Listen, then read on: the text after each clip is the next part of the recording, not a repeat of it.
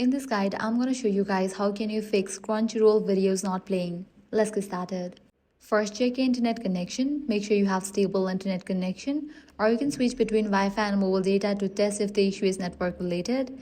Next, check for app updates. So head over to App Store, search for Crunchyroll. Once app appears, if you see the option of update, click on it and update the app to its latest version. Next thing you want to do is clear cache for the app. For that, launch settings. Then go to General.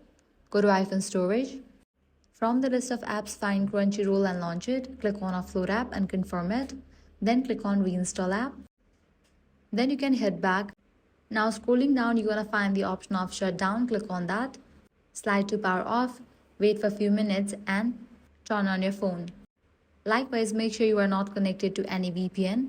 If you are connected to any VPN, disable it.